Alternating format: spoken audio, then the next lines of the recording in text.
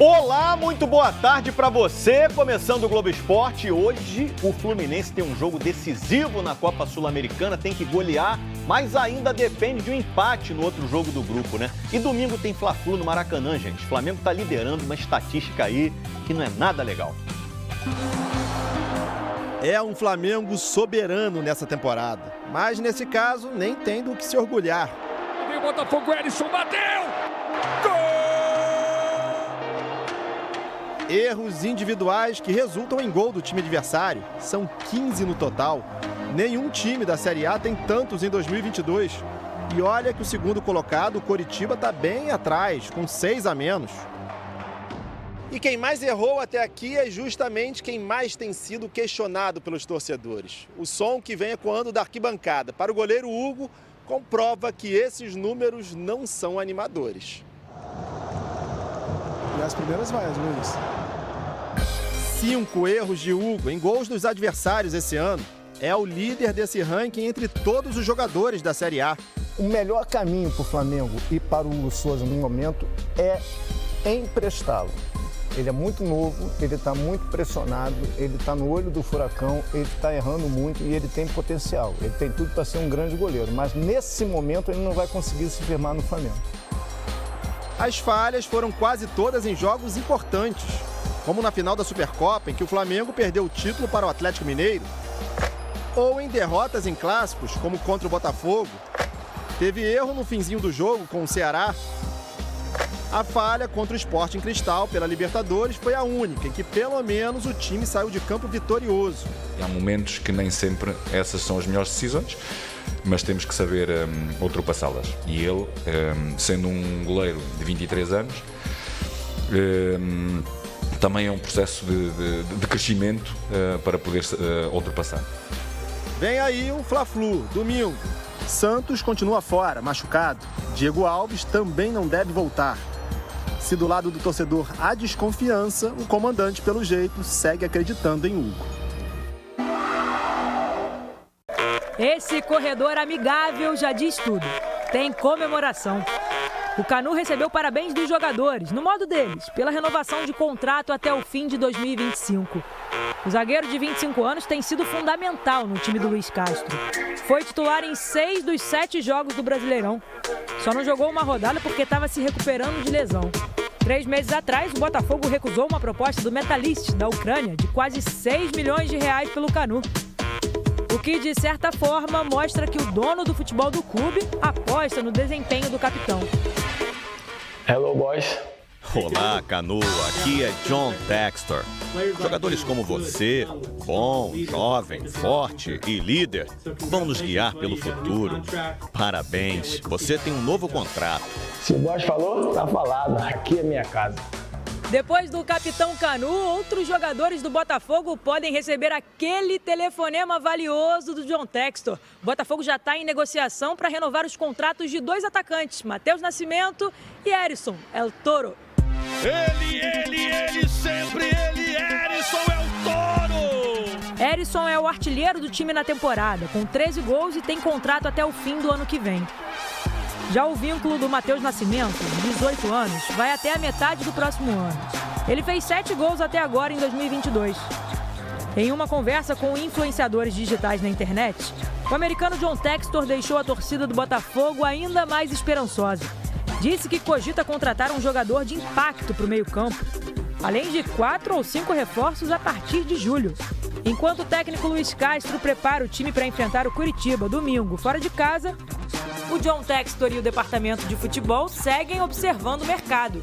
Por isso, aos jogadores que já estão no Botafogo e aos que não estão, quando esse nome aparecer na tela do celular, é melhor não deixar cair na caixa postal. Quartas de final da Copa do Brasil Sub-17, jogo de volta. O Fluminense venceu por 2-1, acabou com a invencibilidade do Vasco no ano e a decisão foi para os pênaltis.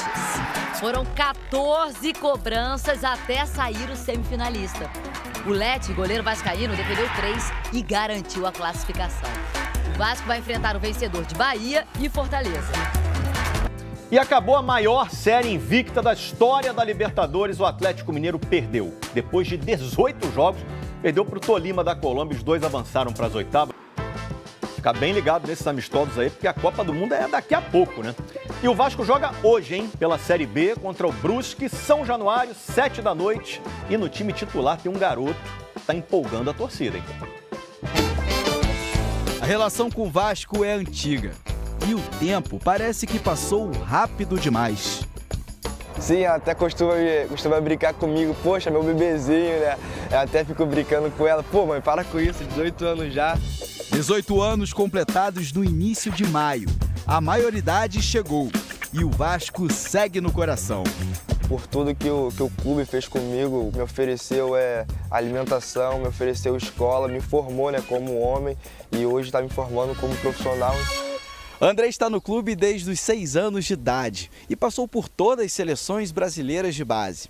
Na temporada passada, estreou como profissional no Campeonato Carioca e se tornou o jogador mais jovem a atuar pelo Vasco nesse século XXI, com 16 anos. Superou os ex-atacantes do clube Thales Magno e Paulinho. Em abril de 2021, mês seguinte à estreia dele no profissional, o jogador apareceu aqui no Globo Esporte. Você vai conhecer o Andrei. Tem 16 anos e é vascaíno desde o berço. Um ano depois da reportagem, o meio-campo foi titular pela primeira vez no Vasco contra a Ponte Preta. Um jogador que vai dar muito retorno ao Vasco, inclusive ao Brasil. E hoje estou de titular e tendo uma sequência boa de jogos, então é um sentimento de sonho realizado. Hoje o Vasco recebe o Brusque em São Januário. A equipe deve ir a campo com Thiago Rodrigues, Everton Quinteiro, Anderson Conceição e Edmar, Yuri Lara, Andrei e Nenê, Beck, Figueiredo ou Palácios e Raniel. O Vasco está em 4º lugar na classificação, 5 pontos atrás do líder Cruzeiro.